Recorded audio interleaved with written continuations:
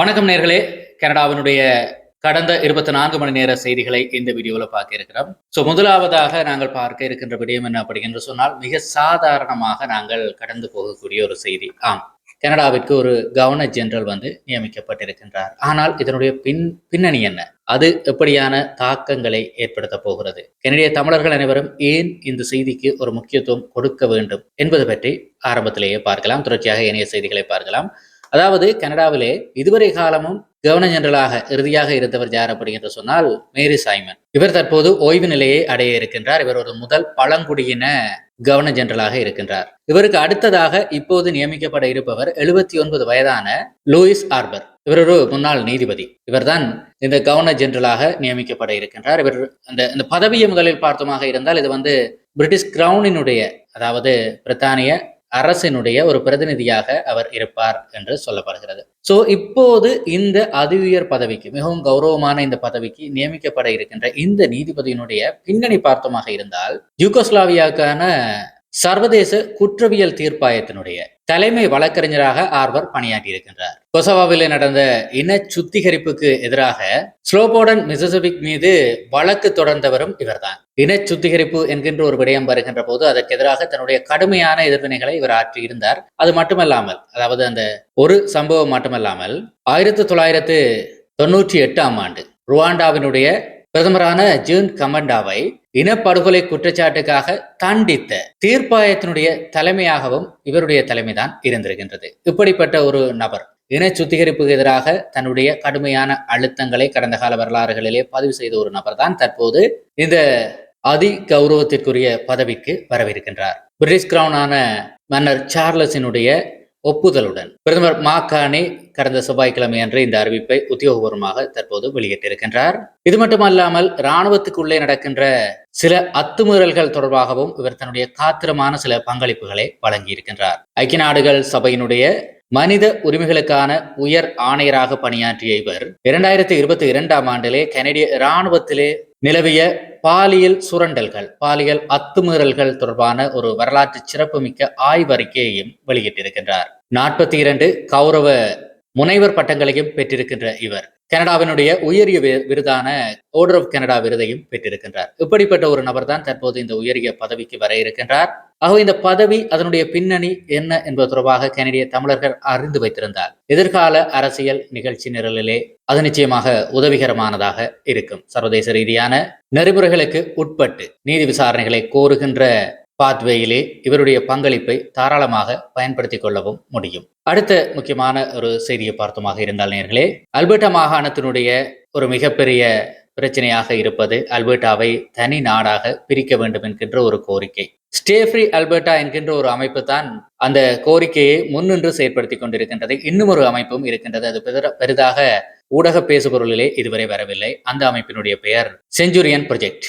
இந்த அமைப்பு தன்னுடைய இணைய வழி ஒன்று கூடல் ஒன்றிலே ஒரு சில இரகசிய தகவல்களை கசியப்பட்டிருக்கின்றது. குறிப்பாக அல்பர்டா மாகாணத்தினுடைய முன்னாள் பிரீமியரான ஜேசன் கென்னியினுடைய தனிப்பட்ட தரவுகள் அந்த இணையவழி சந்திப்பிலே கசிந்திருக்கின்றது. இந்த குழுவினருடைய சந்திப்பிலே கசிந்திருக்கின்றது. தொடர்பாக அவர் சட்ட ரீதியாக தற்போது நடவடிக்கைகளிலே இறங்க இருக்கின்றார். அதே போல மில்லியன் கணக்கான மக்களின் முகவரிகள், தனிப்பட்ட தரவுகளை கொண்ட எலெக்ஷன்ஸ் அல்பர்டாவினுடைய அங்கீகரிக்கப்படாத வாக்காளர் தரவுகளையும் இவர்கள் முறையற்ற விதத்திலே அணுகியிருப்பதாகவும் ஒரு குற்றச்சாட்டு தற்போது பதிவாகி இருக்கின்றது. தற்போது எலெக்ஷன் அல்பர்டா மற்றும் RCMP காவல்துறை தொடர்பான விசாரணைகளை தொடர்ந்து நடத்தி வருகிறது. அடுத்த ஒரு முக்கியமான விடயத்தை பார்த்தமாக இருந்தால், புதிய கருத்து கணிப்பு ஒன்று வெளியாகி இருக்கின்றது. பிரிட்டிஷ் கொலம்பியாவினுடைய ஆளும் NDP கட்சிக்கு எதிராக இந்த கருத்து கணிப்பினுடைய முடிவுகள் இருக்கின்றது நேர்களே. சமீபத்தில் எடுக்கப்பட்ட இந்த கருத்து கணிப்புகளின்படி ஆளும் NDP கட்சியை விட பிரிட்டிஷ் கொலம்பியாவினுடைய கன்சர்வேட்டிவ் கட்சியானது 10 புள்ளிகள் அதிகமாக பெற்றிருக்கின்றது. இது தற்போதைய முதல்வர் டேவிட் எபியினுடைய நிர்வாகத்தின் மீதான மக்களின் அதிருப்தியின் வெளிப்பாடாக பார்க்கப்படுகிறது.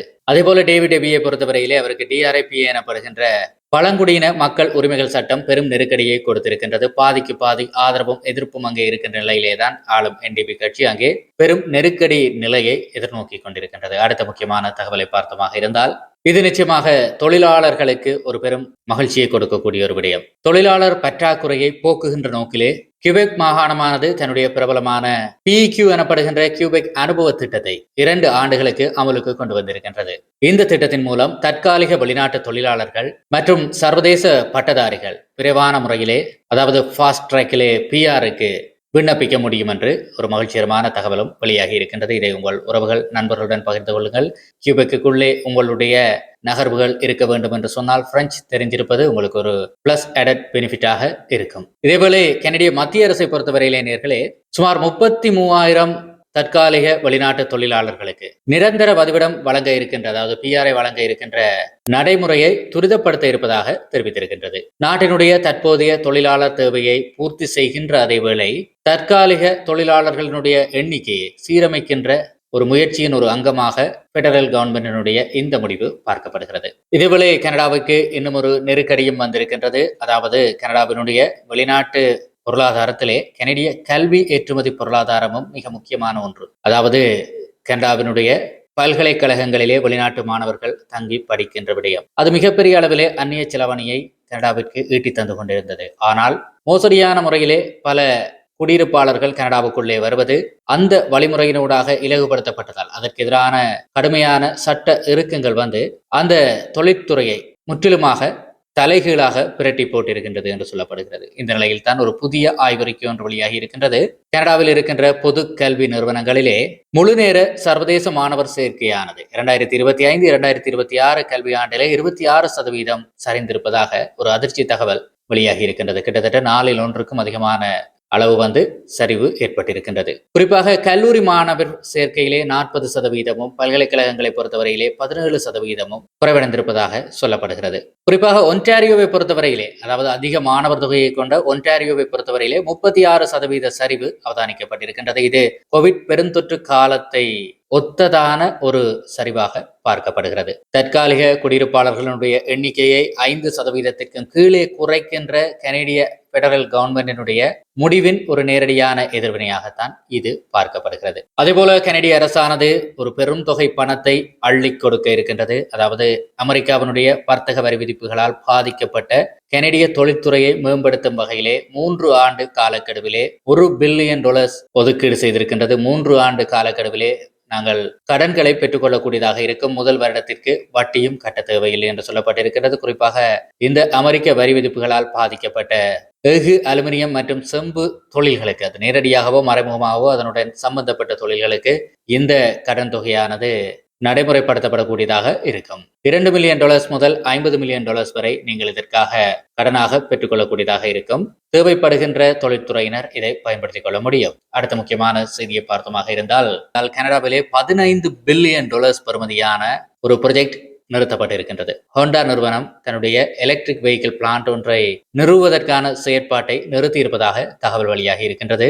அமெரிக்க சந்தையிலே மின்சார வாகனங்களுக்கான தேவை கணிசமாக குறைந்திருப்பதும் ஹைபிரிட் வாகனங்களின் மீதான மக்களின் திடீர் ஆர்வமும் தான் இதற்கான ஒரு முக்கிய காரணமாக சொல்லப்பட்டிருக்கின்றது. தொடர்ச்சியாக கனடாவிலே நடந்த சில குற்ற விபத்து சம்பவங்களினுடைய பின்னணிகளை பற்றி பார்க்க இருக்கின்றோம். பர்லிங்டனை சேர்ந்த 46 வயதான பெக்கி ஹேம்பர் மற்றும் 44 வயதான பிராண்டி கூனி எனப்படுகின்ற தம்பதிக்கு தற்போது மில்டன் நீதிமன்றம் ஒரு தண்டனையை வழங்கி இருக்கின்றது. இந்த தம்பதி 12 வயதான சிறுவன் ஒருவனை கொடூரமான முறையிலே கொலை செய்ததும் அவனது இளைய சகோதரனை சித்திரவதை செய்ததும் விசாரணையிலே உறுதிப்படுத்தப்பட்டிருக்கின்ற நிலையில் தான் இவர்களுக்கு தண்டனை வழங்கப்பட்டிருக்கின்றது. இந்த குழந்தைகளை தத்தெடுத்த இந்த தம்பதி பல ஆண்டுகளாக அவர்களை மோசமாக சித்திரவதை செய்து கொண்டிருந்திருக்கிறார்கள். முறையான உணவின்றி 2022ஆம் ஆண்டு அந்த சிறுவர்களிலே மூத்த சகோதரன் உயிரிழந்திருந்தான். உடல் மெலிந்த நிலையிலே அவனுடைய உடலம் மீட்கப்பட்டிருந்தது. உணவில்லாமல் அந்த சிறுவன் உயிரிழந்திருந்தது பெரும் அதிர்வலைகளை ஏற்படுத்தியிருந்த நிலையில் தான் தண்டனை வழங்கப்பட்டிருக்கின்றது. தண்டனையுடைய விவரங்கள் வெளியாகவில்லை. இதேபோல 2022ஆம் ஆண்டு 20 வயதான மெக்லோ ஜெராட் ரூசின் என்கின்ற பெண்ணை கொடூரமான முறையிலே கொலை செய்து காட்டு பகுதியிலே புதைத்த குற்றத்திற்காக 24 வயதான ஜோசப் பெனாய்ட் என்பவருக்கு முதல் நிலை கொலை குற்றச்சாட்டுக்கான தண்டனை வழங்கப்பட்டிருக்கின்றது.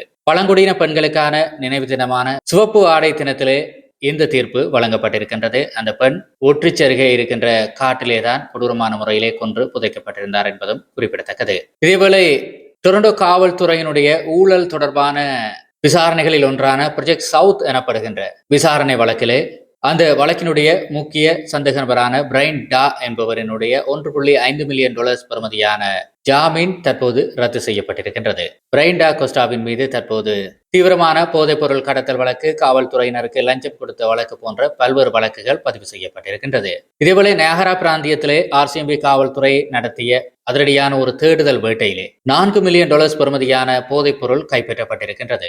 இந்த சம்பவம் தொடர்பாக டொரண்டோ பகுதியைச் சேர்ந்த 3 பேர் தற்போது கைது செய்யப்பட்டு விசாரணை வலயத்துக்குள்ளே கொண்டுவரப்பட்டிருக்கின்றார்கள். அடுத்த முக்கியமான விடயத்தை பார்த்தோமாக இருந்தால், கடந்த சில நாட்களுக்கு முன்பு நோர்த்வெக் பகுதியிலே நடந்த படுகொலை சம்பவம் ஒன்றிலே தொடர்புடைய 67 வயதான நபர் ஒருவர் கைது செய்யப்பட்டிருந்த நிலையிலே அவர் ஒரு முன்னாள் காவல்துறை அதிகாரி என்கின்ற தகவல் தற்போது வெளியாகி இருப்பதாக காவல்துறை தரப்பிலிருந்து தெரிவிக்கப்பட்டிருக்கின்றது. விசாரணையிலே இவர் கொலிங்குட் OPP-னுடைய விசாரணை அதிகாரியாக முன்னர் பணியாற்றியவர் என்பது தெரிய வந்திருக்கின்றது. அடுத்த முக்கியமான விடயத்தை பார்த்தோமாக இருந்தால், லெத்பிரிட்ஜ் நகரிலே குழந்தைகள் மீதான பாலியல் துன்புறுத்தல் குற்றச்சாட்டிலே கைது செய்யப்பட்டு சிறை வைக்கப்பட்டிருந்த நபர் ஒருவர் நீண்டகால சிறைவாசத்தின் பின்னர் விடுதலையாகி இருந்தார். விடுதலையாகி வரும் 5 மணி நேரத்தில் அவர் பல்வேறு புதிய குற்றச்சாட்டுகளுக்காக கைது செய்யப்பட்டிருக்கின்றார். அவர் என்ன காரணத்திற்காக கைது செய்யப்பட்டார், அதனுடைய பின்னணி என்ன என்பது தொடர்பான மேலதிக விவரங்கள் இன்னும் வெளியாகவில்லை. இதேபோல நேயர்களே, ஒரு மிக மோசமான மோசடி சம்பவம் ஒன்று தற்போது அரங்கேறிக் கொண்டிருக்கின்றது. ரோஜர்ஸ் நிறுவன வாடிக்கையாளர்களுக்கு இலவசமாக ஐபேட்களை வழங்குவதாக நம்ப வைத்து ஒரு மாபெரும் மோசடி ஒன்று அரங்கேறிக் கொண்டிருக்கின்றது. அவர்கள் தற்போது பயன்படுத்திக் கொண்டிருக்கின்ற சாதனங்களை அஞ்சல் மூலமாக அனுப்பி வைக்குமாறும் பதிலாக ஐபேட்களை வழங்க இருப்பதாகவும் கூறித்தான் இந்த மோசடி அரங்கேறிக் கொண்டிருக்கின்றது என்கின்ற ஒரு தகவல் வெளியாகி இருக்கின்றது. முடிந்த அளவுக்கு வாடிக்கையாளர்கள் கவனமாக இருந்து கொள்ளுங்கள். இதேபோல நேர்களே, டொரண்டோவினுடைய ரோன்செஸ்வால்ஸ் வில்லேஜ் பகுதியிலே ஒரு விபத்து ஒன்று ஏற்பட்டிருக்கின்றது. SUV வாகனம் ஒன்றும் மோட்டார் சைக்கிள் ஒன்றும் மோதியதிலே மோட்டார் சைக்கிள் ஓட்டி பலியாகி இருக்கின்றார் என்கின்ற தகவல் வெளியாகி இருக்கின்றது. இதேபோல வான்கூவர் கடற்பரப்பிலே சிவாஸ்ட்ரோக் பகுதியிலே ஒரு திமிங்கலம் ஒன்று நீந்திக் கொண்டிருந்த போது நீர்வழி பயணத்திற்கு பயன்படுத்தப்படுகின்ற ஜெட்ஸ்கி நீரூர்ந்து ஒன்று அதன் மீது மோதி இருக்கின்றது. இந்த சம்பவமானது தற்போது சுற்றுச்சூழல் ஆர்வலர்களிடையே பெரும் விசனத்தை ஏற்படுத்தி இருக்கின்றது. இதேபோல நேர்களே, சஸ்கட்சுவன் மாகாணத்திலே திடீரென்று ஏற்பட்டிருக்கின்ற வசந்த கால வெள்ளப்பெருக்கின் காரணமாக பல கிராமப்புற சாலைகளினுடைய தொடர்பு துண்டிக்கப்பட்டிருக்கின்றது. பல முக்கிய சாலைகள் போக்குவரத்திற்கு மூடப்பட்டிருக்கின்ற நிலையிலே தற்போது மீட்பு குழுவினர் நிலைமையை உன்னிப்பாக அவதானித்து வருகிறார்கள். இதேபோல நேர்களே, டொரண்டோவில் இன்னும் ஒரு மோசமான நோய் பரவல் ஒன்று ஆரம்பித்திருக்கின்றது. முடிந்த அளவுக்கு நேயர்கள் கவனமாக இருங்கள்.